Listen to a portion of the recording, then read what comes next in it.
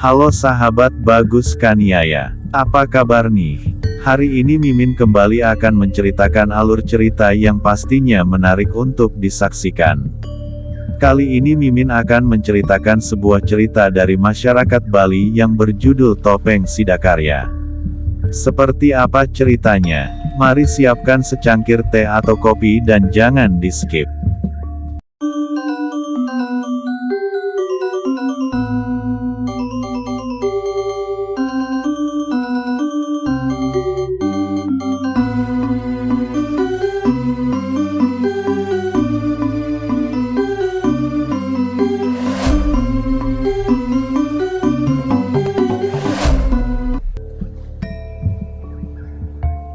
Scene awal kita diperkenalkan oleh seorang Brahmana yang sangat berwibawa. Beliau berasal dari daerah Keling, Jawa Timur. Berdasarkan tempat asalnya itu, beliau dikenal dengan nama Brahmana Keling.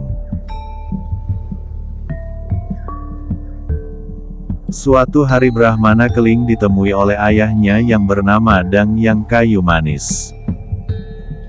Disinilah beliau diceritakan tentang kerabatnya yang bernama Dalam Watu Renggong yang menjadi raja di kerajaan Swecapura. Tempat tersebut terkenal dengan nama Gel-Gel Bali. Dalam Watu Renggong diceritakan akan melaksanakan upacara Eka Dasaludra di Pura Besakih. Karena itulah Dang yang kayu manis meminta anaknya untuk ikut menyaksikan upacara tersebut. Brahmana Keling pun menyanggupi dan meminta restu ayahnya serta berpamitan menuju daerah Swecapura.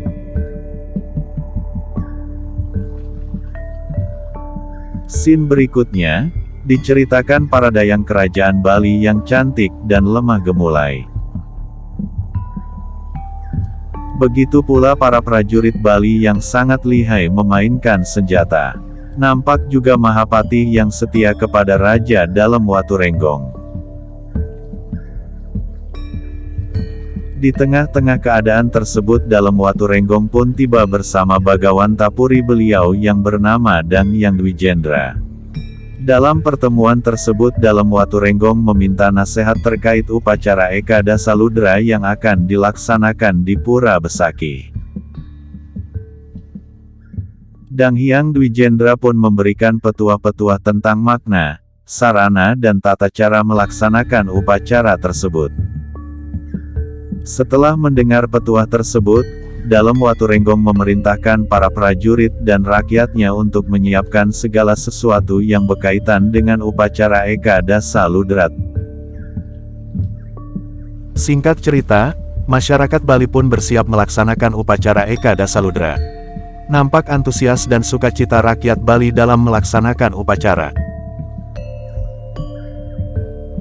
Di tengah sukacita rakyat tersebut, datanglah Brahmana Keling seraya memperkenalkan dirinya dan bertanya tentang keberadaan saudaranya yang ada di Bali. Awalnya rakyat Bali menyambut dengan baik kedatangan Brahmana Keling. Namun ketika rakyat ini bertanya nama saudara yang dicarinya, Brahmana Keling menjawab bahwa nama saudaranya tersebut tiada lain adalah Dalam Watu Renggong. Seketika rakyat Bali menjadi sangat marah dan mencaci maki serta menghina Brahmana Keling. Tidak pantas seorang Brahmana yang berpakaian layaknya pengemis mengaku saudara Raja Dalam Watu Renggong.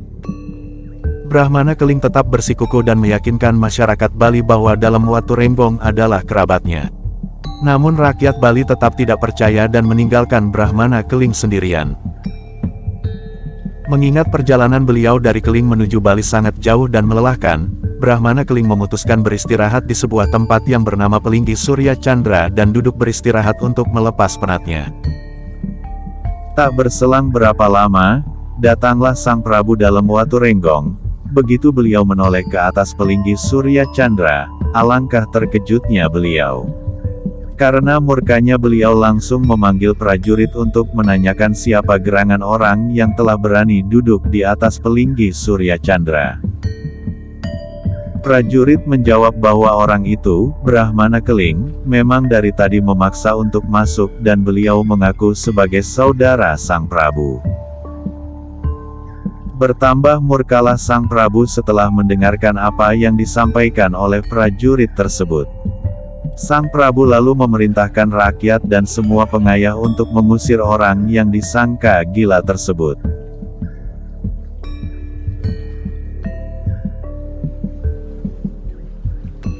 Karena saking mulianya hati Sang Brahmana, beliau tidak melawan sedikit pun saat diusir oleh rakyat dan pengayah karena Sang Prabu sudah tidak mengakui beliau sebagai saudara lagi.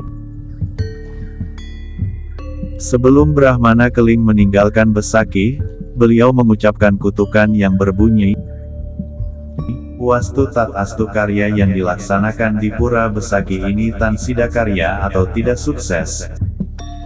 Begitulah ucapan yang keluar dari mulut Brahmana Keling yang bagaikan suara petir di langit yang cerah. Lalu Brahmana Keling meninggalkan Besaki menuju barat daya.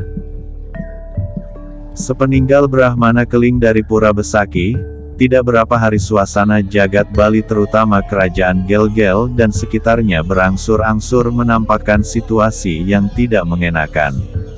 Seperti ucapan Sang Brahmana Keling dalam kutukannya, semua pohon-pohonan yang akan digunakan dalam pelaksanaan karya Eka Dasarudra di Besaki seperti kelapa, pisang, padi, sayuran, dan sebagainya semua layu. Bumi seketika menjadi kering kerontang, wabah penyakit menyerang penduduk. Terjadi pertengkaran antar pengayah yang disebabkan oleh hal-hal yang sepele, hingga keadaan menjadi kacau balau. Oleh karena itu, pelaksanaan karya urung dilaksanakan, karena sudah tidak memungkinkan untuk diteruskan. Melihat kenyataan seperti itu, Dang Hyang Dwijendra memohon izin untuk melakukan tapa semadi untuk mencari pewisik. Beliau mendapatkan pewisik dari Ida Betara yang berstana di Pura Besaki, bahwa dalam Waturenggong telah berdosa karena mengusir saudaranya sendiri secara hina dan hanya Brahmana Kelinglah yang dapat mengembalikan keadaan seperti sedia kala. Setelah mendapatkan petunjuk dari Dang Hyang Dwijendra berupa pewisik, dalam Waturenggong langsung memanggil Perdana Menteri termasuk para punggawanya agar menjemput Brahmana Keling yang pernah diusir sebelumnya. Dikatakan juga bahwa beliau, Brahmana Keling, sedang berada di Bandana Negara yaitu di pesisir selatan Kabupaten Badung. Singkat cerita berangkatlah rombongan yang ditugaskan untuk menjemput Brahmana Keling. Sesampainya rombongan di Bandana Negara, bertemulah mereka dengan Brahmana Keling. Mereka langsung menghaturkan sembah sujud mohon ampun sekaligus menceritakan tentang maksud kedatangan mereka menghadap beliau. Sesuai dengan perintah dalam Waturenggong, Brahmana Keling diminta untuk bersedia datang ke hadapan dalam Waturenggong sesegera mungkin.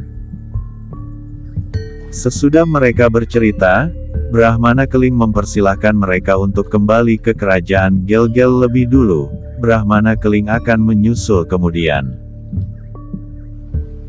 Setibanya Brahmana Keling di Pura Besaki, beliau disambut selayaknya tamu kebesaran dan beliau diperlakukan dengan sangat sopan, ramah, dan hormat.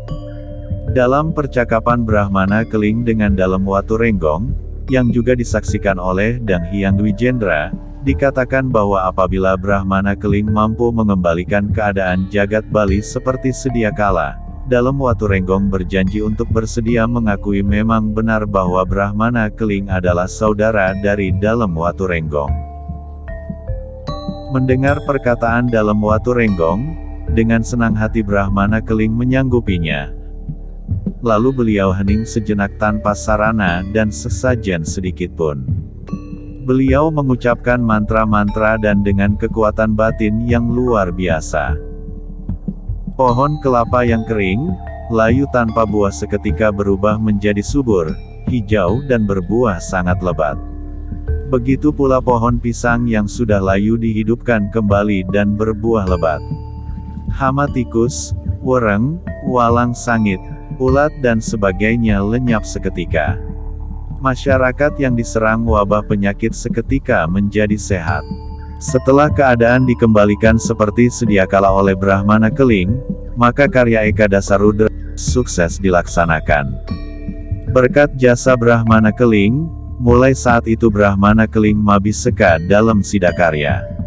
Lalu diadakan upacara pediksan sebagaimana mestinya.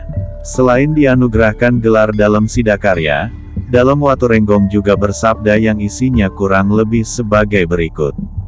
Mulai saat ini dan selanjutnya bagi setiap umat Hindu yang melaksanakan upacara wajib nunas tirta penyidakarya yang bertempat di peseraman dalam Sidakarya.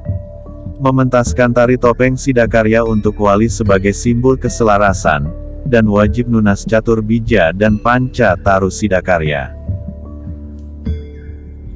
Sebagai penghormatan dan kenangan dari peristiwa di atas, selanjutnya dari ketiga tokoh penting dalam pemerintahan dalam Waturenggong, akhirnya dalam Waturenggong memerintahkan Pasek Akeludada untuk pertama kalinya membuat topeng yang menggambarkan sang tiga sakti atau ketiga tokoh yang berperan penting dalam pemerintahan dalam Waturenggong. Topeng yang dimaksud diantaranya, topeng dalam, topeng Bagawanta dan topeng Sidakarya.